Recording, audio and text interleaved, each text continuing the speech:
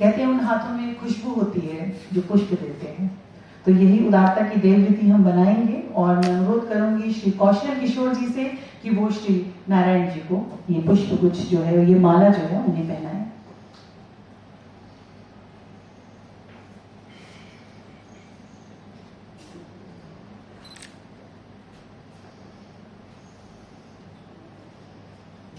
एक बार जोरदार तालियां हो जाए।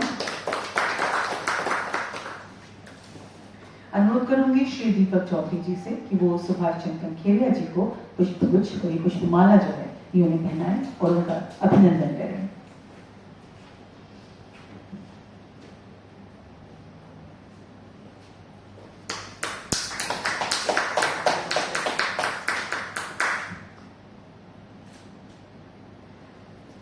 अनुरोध करूंगी श्री आनंद कुमार जी से कि वो भी श्री एफ.पी. श्रीवास्तव को ये माला पहनाएं और उनका स्वागत करें।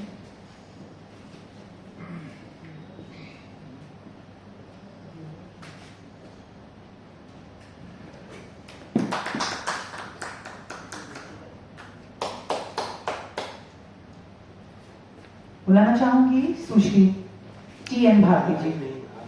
तो राकेश जी को मैं बुलाना चाहूंगी और चाहूंगी कि जो आज हमारे इस कार्यक्रम के जो स्टार हैं श्री मनोहर जी को ये माला गिफ्ट करें। दोनों मित्र जो है बहुत बहुत शुभ मंगल कामनाएं। और कार्यक्रम का आगाज हम करेंगे बुलाएंगे जिन्होंने ये किताब लिखी है। मुझे मालूम है आप उनके मुखारविंद से ही उनके बारे में सुनना चाहेंगे। Ladies and gentleman, please welcome Manohar जी।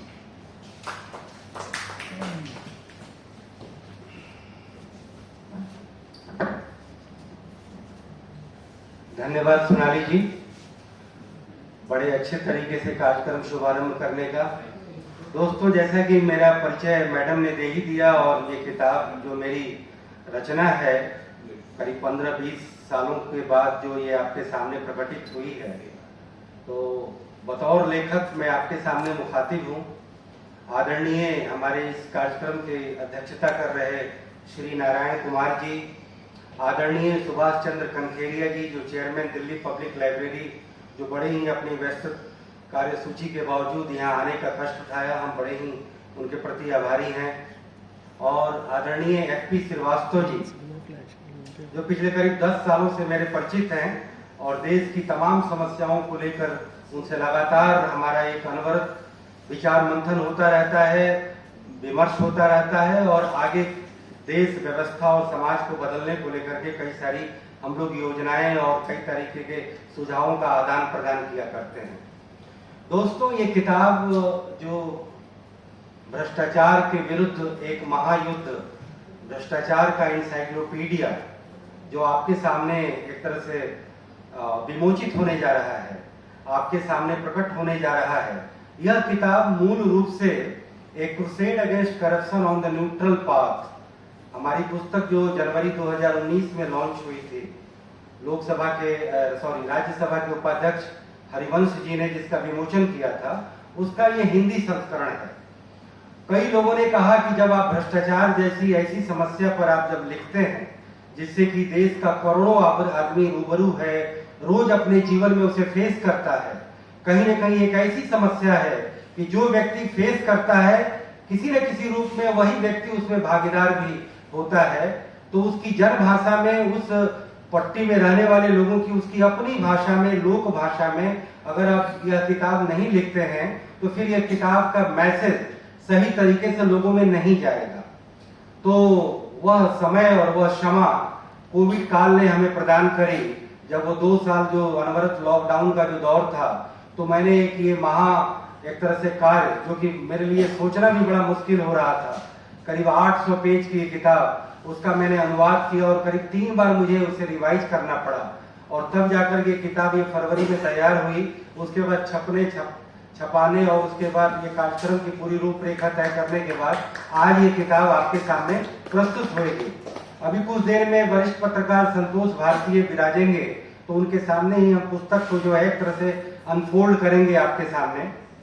और इसके बाद जो हमारी जो विगत की किताबें, क्रूसेड अगेंस्ट करप्शन, जो किताब करप्शन की डायग्नोसिस है और उस करप्शन का जो समाधान है, जो रेमेडी है, वह किताब a dialogue on system change and initiative to make a new India, और उसकी हिंदी किताब व्यवस्था परिवर्तन एक विमर्श, पहल एक नए भारत की रचना की।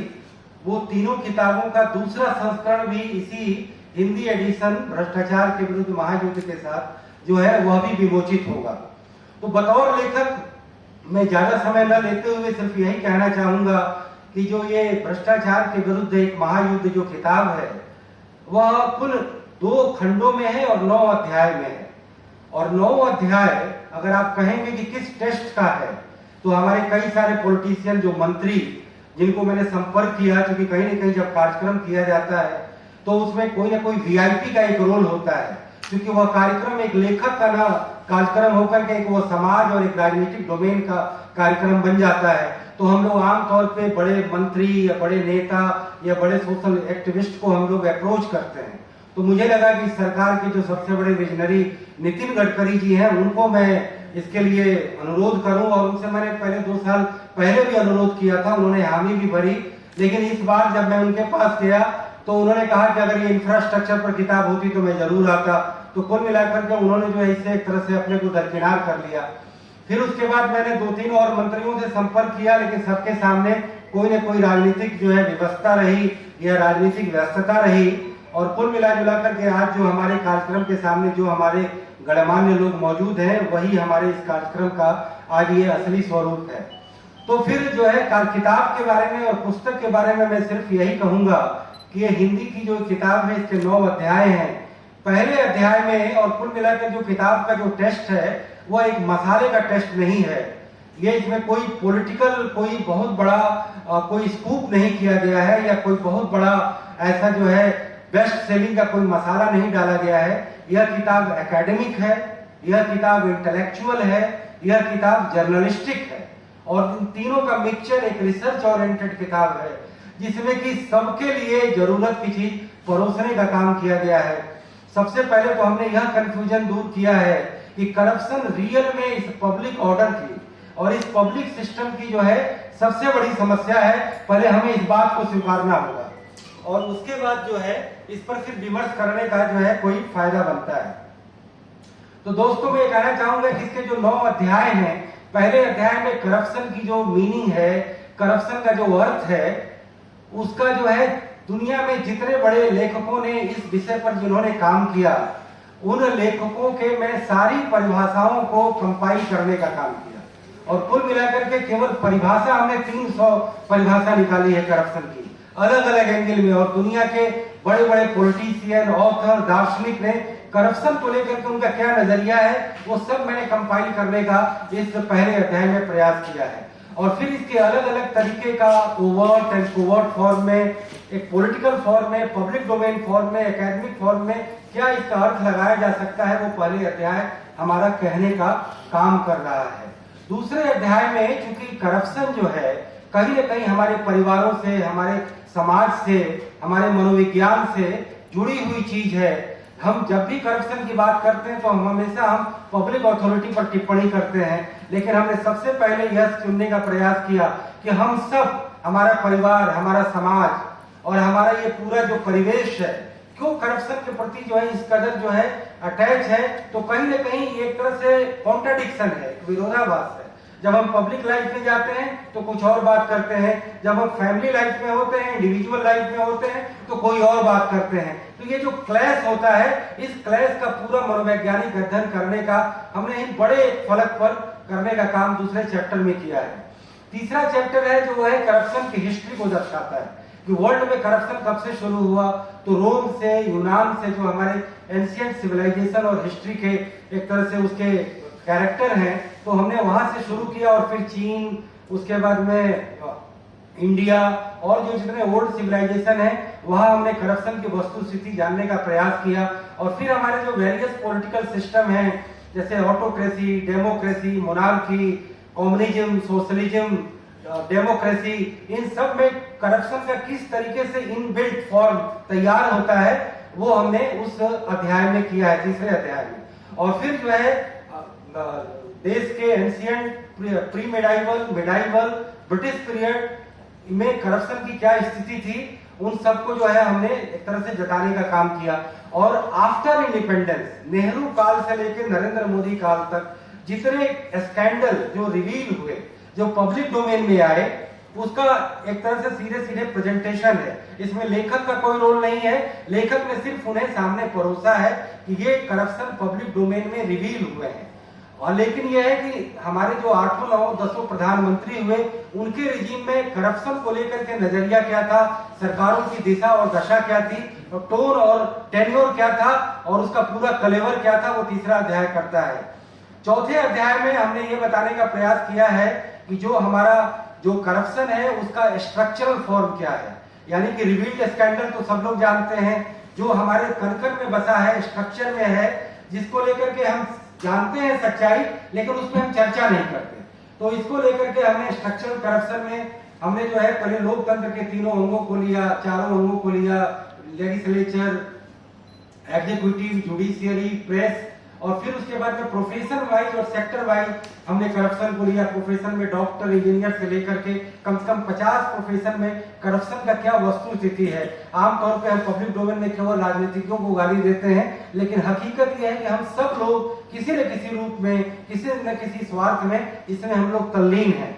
तो स्ट्रक्चरल करप्शन के बाद जो 5वां चैप्टर है कि वो प्रिवेंशन ऑफ करप्शन, क्योंकि सरकार की कई सारी अथॉरिटी हैं, विभाग है, एग्जीक्यूटिव स्तर पर है, लेजिस्लेटिव स्तर पे अलग अलग ज्वाइंट पार्लियामेंट्री कमिटीज बनी हैं, उसको लेकर के जो है अलग अलग कानून आए हैं। 1861 से लेकर के जो आईपीसी आया, उसके लेकर के अभी एंटी करप्शन एक्ट जो है फिलहाल तक, भगोड़ा अपराध कानून जो अभी लेटेस्ट कानून है, इंसॉल्वेंसी एंड बैंकरप्सी बोर्ड जैसी चीज जो करप्शन को ही लेकर के नरेंद्र मोदी गवर्नमेंट में लाया गया, उसका एक तरह से जिक्र है।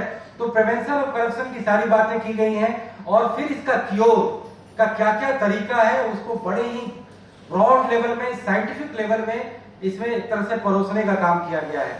फिर जो नेक्स्ट चैप्टर है कि जो मास मूवमेंट जो करप्शन पर हुए, जो कि शुरुआत होता है 74 मूवमेंट, फिर उसके बाद नवनिर्माण आंदोलन, फिर उसके बाद एंटी बोफोर्स जो मूवमेंट हुआ वह भी एक तरह से एंटी करप्शन मूवमेंट था, सूचना का अधिकार वह भी एंटी करप्शन मूवमेंट था, और फिर लोकपाल और काले धन को बुलाने का जो था वो जो है पूरे जो आंदोलन जितने हुए हैं उन सब का जिक्र है। और फिर उसके बाद में जो इंटरनेशनल जो फलक है करप्शन का, जिसमें कि कई सारी रेटिंग एजेंसीज हैं, हमारी रैंकिंग निकलती है, अलग अलग यूएन का कन्वेंशन हुआ है, फिर वो एक चैप्टर केवल इस बात की तहकीकात करता है। और फिर जो लास्ट चैप्टर है, 9वां चैप्टर, वह एक पब्लिक परसेप्शन क्या है करप्शन का। तो उसमें 5 कैटेगरी का हमने सर्वे किया ऑल इंडिया, कि एक कॉमन सिटीजन की क्या राय है, और कॉमन सिटीजन खुद अपने आप को जो है करप्शन में कहां तक तल्लीन पाती है, उस तरीके के सवालात उनसे किए गए और उनके जो है रिस्पॉन्स जो है उस पर लिए गए।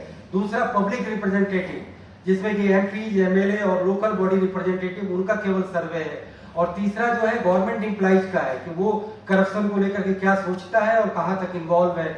और चौथा जो है वो जो इंडस्ट्रियलिस्ट जो समाज है, जो बिजनेसमैन का तबका है, वो करप्शन को लेकर के क्या नजरिया रखता है।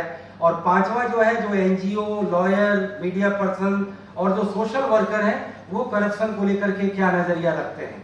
तो दोस्तों, ये करप्शन की किताब के बाद जो रिमेडी पार्ट है, dialogue on system change and initiative to make a new India, और उसकी हिंदी वर्जन जो है वो जो किताब है वो देश में कैसे ज्यादा से ज्यादा रिफॉर्म लाया जाए अलग अलग क्षेत्रों में, कि करप्शन के लिए कोई मौका ही न मिले। आमतौर पे करप्शन के मैंने 7 एरिया चुने हैं कि कड़ा से कड़ा कानून होना चाहिए, बेटर और रोबस्ट काइंड ऑफ इंस्टीट्यूशंस होना चाहिए। तीसरा जो है कि एक clear cut policy ruled governance होना चाहिए। चौथा ये है कि जो है ट्रांसपेरेंसी होना चाहिए। 5वां ये है कि एथिकल एंड मोरल इन्वायरमेंट होना चाहिए। और छठा है कि लोगों में बहुत ज्यादा जागरूकता होनी चाहिए। तो ये 6-7 जो है एक नॉर्मल करप्शन को लेकर के हमने चीजें सुझाई हैं। और टेक्नोलॉजी, उसमें 7वां जो है टेक्नोलॉजी, क्योंकि टेक्नोलॉजी डिजिटल गवर्नेंस हो या इलेक्ट्रॉनिक गवर्नेंस हो, उसका भी करप्शन दूर करने में काफी बड़ा योगदान है। लेकिन हमने इस पूरे किताब को 6 भागों में बांटा है कि पहला एथनिसिटी और एथनिक रिफॉर्म, जिसमें हमने देश के बंटवारे की भी बात की है। देश में जो धर्मों की और जातियों की जो समस्या हो रही है, उसके ऐतिहासिक स्वरूप से लेकर के और वर्तमान तक का विवेचन किया है। और फिर दूसरा है जो चैप्टर है वो पॉलिटिकल रिफॉर्म का, कि पॉलिटिकल रिफॉर्म जब करेंगे, क्योंकि वो उसका बेस है सारी तरह के करप्शन की, तो उसमें क्या क्या काम हो सकते हैं उससे जुड़े हुए करीब करीब उसमें 1.5 दर्जन लेख हैं। और ये जो एथनिक और नेशनैलिटी को लेकर के जो है उसमें करीब आधे दर्जन लेख हैं। और तीसरा है economic reform and vision plan, तो उसमें इकोनॉमिक विजन और रिफॉर्म प्लान को लेकर के कई सारे ऑब्जेक्टिव कदम है, साथ साथ कई सारे सब्जेक्टिव उसमें आर्टिकल दिए हुए हैं। कहीं ना कहीं इन सबका डायरेक्शन एंटी करप्शन और गुड गवर्नेंस की ओर जाता है। क्योंकि हमें करप्शन पर हमला करना है तो केवल कड़े कानून बना करके नहीं होगा, हमें उसको लेकर के एक कंप्लीट इन्वायरमेंट, एक कंप्लीट एटमॉस्फेयर बनाना होगा और उसके लिए कई तरीके की चीजों को एड्रेस करना होगा। इसमें इलेक्शन रिफॉर्म तो है ही, पॉलिटिकल पार्टी के विदिन का जो रिफॉर्म है वह भी है, टेक्नोलॉजी का भी ज्यादा से ज्यादा जोर है, कई सारे कानूनों को एक तरह से ओवरऑलिंग करने की जरूरत है, पूरे सिस्टम को खंगालने की जरूरत है। और कुल मिलाकर के जो पूरा पब्लिक सिस्टम है उसमें कहाँ अच्छे काम हुए हैं और कहां पर काम अभी अधूरे हैं उसका उल्लेख किया गया है। तो इकोनॉमिक रिफॉर्म प्लान में नई इकोनॉमिक पॉलिसी के बाद से कैसे पूरा एक तरह से पैराडाइम शिफ्ट हुआ, कैसे देश के अनेक सिस्टम में कई सारे इनबिल्ट करप्शन खत्म हो गए और कई सारे नए करप्शन भी पैदा हुए, क्रोनी कैपिटलिज्म भी आया, कई तरीके जो है मार्केट स्कैम हुए, तो उन सब का कैसे ज्यादा बेहतर निदान हो। और उसी में कई सारे रोल मॉडल भी बने, जैसे कि रेगुलेटरी अथॉरिटी आया, पब्लिक और प्राइवेट सेक्टर में एक आपस में कंपटीशन हुआ। तो ये economic reform and vision plan के तहत हमने लिया। फिर एक administrative vision and reform plan के तहत एडमिनिस्ट्रेशन में क्या क्या सुधार होना चाहिए, तो उसमें मैंने एक सलाह दी है, हालांकि सलाह कही है कि इंडियन एडमिनिस्ट्रेटिव सर्विस का नाम बदल करके इंडियन एडमिनिस्ट्रेटिव मैनेजमेंट सर्विस किया जाना चाहिए, जिससे कि वो ज्यादा पब्लिक ओरिएंटेड सर्विस बने। ये अभी अंग्रेजों का बनाया हुआ सारा सिस्टम है जो अभी तक हम चला रहे हैं। और चौथा है social vision and reform plan, कि समाज के स्तर पे भी बहुत सारे काम करने की हमें जरूरत है। तो कुल मिलाकर के जब तक गुड सोसाइटी नहीं होगी, गुड पॉलिटी नहीं होगी, गुड इकोनॉमी नहीं होगी, गुड पब्लिक एडमिनिस्ट्रेशन नहीं होगा, और कुल मिलाकर के देश का एक पूरा फ्रेमवर्क जो कहीं ना कहीं कॉन्स्टिट्यूशन से रिफ्लेक्ट होता है, देश की हिस्ट्री से रिफ्लेक्ट होता है, उसे भी एक तरह से रीडिफाइन ईमानदारी से करने की जरूरत है। और इसमें कई सारे ऑब्जेक्टिव बातें कही गई हैं, सेकुलरिज्म को लेकर के भी बातें कही गई हैं, सोशल जस्टिस को लेकर के भी बातें कही गई हैं, नेशनलिज्म को लेकर के भी बातें कही गई हैं। और कुल मिलाकर के एक नेशनल एथोस क्या होना चाहिए, उसे बड़े ही ईमानदारी से, बड़े ही आदर्शवादी तरीके से, बड़े ही निष्पक्ष तरीके से और कहीं के प्रति भी किसी भी तरीके का बिना राग द्वेष और पूरे ऑब्जेक्टिविटी, न्यूट्रलिटी और साइंटिफिक अप्रोच के साथ दर्शाने का काम किया गया है।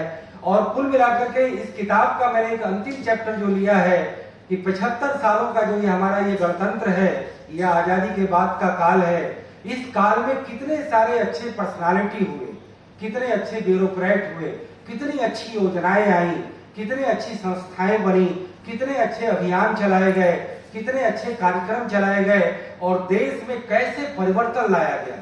अलग अलग स्तरों पे अनेक लोगों ने काम किया, किसी ने मीडिया में काम किया, किसी ने समाज सुधार में काम किया, किसी ने जो है देश में कई सारे रिजीम को चेंज करने का काम किया, उस सब का जिक्र है। चाहे वो पोलियो इरेडिकेशन हो, राइट टू इंफॉर्मेशन हो, कभी बैंक का नेशनलाइजेशन हुआ था, वह भी बड़ा काम था। हमारे प्रेजेंट मोदी गवर्नमेंट ने भी कुछ पाथ ब्रेकिंग काम किए हैं, उसका भी जिक्र है।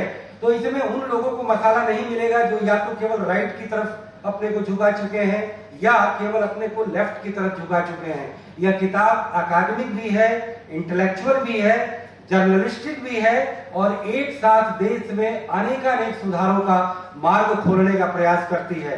तो ये पूरे किताब का एक ओवरव्यू है जो हमने आपके सामने रखा है। मैं ये चाहूंगा कि इस किताब में कम से कम 2 दर्जन ऐसे मुद्दे हैं जिस पर एक महाअभियान चलाने की जरूरत है।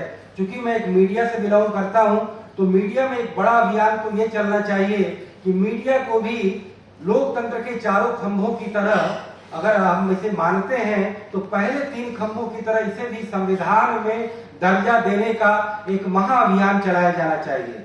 और इसे लेकर के मैं ये चाहता हूं कि देश के हमारे जितने मीडिया कर्मी हैं, अलग अलग कस्बों से लेकर के नगरों और महानगरों में रहते हैं, उनमें पहले एक मेंटल कॉन्सेंसस बने कि क्यों चाहिए संविधान का दर्जा और आपकी वस्तु स्थिति क्या है और अभी तक का जो ट्रेडिशन रहा है, ट्रेंड रहा है, वो क्या है, आपका प्रेजेंट क्या है और फ्यूचर क्या होने वाला है। और कुल मिलाकर के एक टेक्नोलॉजी जो मीडिया में सबसे ज्यादा इम्तिहान दी जाती है। विधायिका को टेक्नोलॉजी का इम्तिहान नहीं देना पड़ता, कार्यपालिका को नहीं देना पड़ता, न्यायपालिका आज भी पुराने लीक पर चलती है, लेकिन मीडिया को हर समय टेक्नोलॉजी की चुनौती का सामना करना पड़ता है। और आज इस सोशल मीडिया के युग में जो कन्वेंशनल मीडिया है ऑलरेडी वो एक तरह से अलूफ हो चुका है। तो हमें तो लगता है कि देश में तमाम सुधारों को लाने का सबसे बड़ा वाहक हमारा मीडिया बन सकता है, लेकिन मीडिया को जब तक सही तरीके से समझा नहीं जाएगा, परखा नहीं जाएगा और इसे देखने का नजरिया जब तक पूरा एक हॉलिस्टिक नहीं बनाया जाएगा, कॉम्प्रिहेंसिव नहीं बनाया जाएगा, तब तक मीडिया जो है बदलाव का वाहक नहीं बन पाएगा। नहीं तो एक बनी बनाई लीक पर एक फॉर्मूला, जिस तरीके से फिल्में बनती हैं, फॉर्मूला जिस तरीके से पॉलिटिक्स होती है, उसी तरीके से इस फॉर्मूला सिस्टम में मीडिया भी उसी लीक पर चलता रहेगा और बाकी लोग ऐसे ही काम करते रहेंगे, सिस्टम अपना चलेगा। ऐसा नहीं है कि केवल अंधेरा है, निराशा है, काफी अच्छे काम हुए इस देश में और काफी और अच्छे काम करने बाकी हैं। पब्लिक डोमेन में जितने भी विवादास्पद विषय हैं, सबका सम्यक समाधान करने का प्रयास हमारी ये तीनों चारों पुस्तकें करने का काम करती हैं। मुझे इस बात की खुशी है कि मैं मूलतः हिंदी का पट्टी का रहने वाला हूँ, हिंदी का पत्रकार और लेखक हूँ। हमने ये अंग्रेजी में एकेडमिक स्कॉलरली बुक लाने के लिए मैंने बहुत ज्यादा मेहनत की, लेकिन अब मैं सारी किताबों को हिंदी में और लोक भाषा में, जन भाषा में निकालकर अपने को काफी हल्का महसूस कर रहा हूँ, अच्छा महसूस कर रहा हूँ और आपके सामने ये किताब प्रस्तुत है। आप लोग इस पर कोई भी सकारात्मक समालोचना और सच्ची आलोचना करेंगे तो मुझे बहुत ही ज्यादा खुशी होगी। इन्हीं शब्दों के साथ मैं अपनी वाणी को विराम देता हूं और मैं आप सबसे अनुरोध करता हूं कि इस किताब को ज्यादा से ज्यादा देखने का प्रयास करें। इसे जल्द ही अलग अलग प्लेटफॉर्म पे जल्दी ही लाया जाएगा और आपके विचारार्थ यह किताब प्रस्तुत होएगा। बहुत बहुत धन्यवाद, नमस्कार, जय हिंद। लेखक हैं और it is not easy to talk about this subject. आपने इनके बारे में सुना, कहते हैं उस शख्स का सर काटते हैं अहले कबीला जो गांव के सरदार से बेहतर निकल जाए, और सच बोलने का मैंने इरादा ही किया था, महफिल में हर तरफ एक खंजर निकल जाए। ये सब्जेक्ट ऐसा है कि बहुत कंट्रोवर्शियल है, और अगर इस बारे में कोई लिख रहा है, इसको बहुत अच्छे से थॉरली, अगर आपने सुना होगा इनको, एक बहुत रिसर्च ओरिएंटेड बुक है। इसमें उन्होंने टाइप्स ऑफ करप्शन दिखाया है, उसमें रेमेडीज दिखाई हैं, रिफॉर्म्स दिखाए हैं, और कैसे निदान होगा और क्या तरीके हैं, और एक नए भारत के लिए एक क्या नया विजन हो सकता है, कैसे इस किताब के जरिए और हमारे हम जो दिन में जो भी कार्य करते हैं, और ये धारणा अगर बैठ जाए हमारी, क्योंकि कहते हैं झूठ के तो बहुत संयोग होते हैं, बहुत रूप होते हैं, मगर सच का सिर्फ एक रूप होता है, और जहाँ ये हमारे मन में गड़ जाता है, तो ये जो है, ये किताब जो है जनक्रांति के रूप में आएगी। एक महाअभियान जो इन्होंने सोचा है जरूर बनेगा, और बदलाव का वाहक जो है वो जरूर आएगा।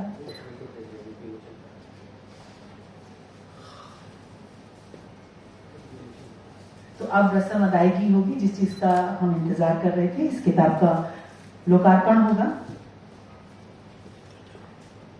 जितने भी मंच पर आसीन विशिष्ट हमारे अतिथिगण हैं, मैं उनसे अनुरोध करूंगी कि इस किताब का सब खड़े होकर अगर इसको करेंगे तो और अच्छा लगेगा। एक पिक्चर भी जो है हमें बहुत अच्छा मिलेगा।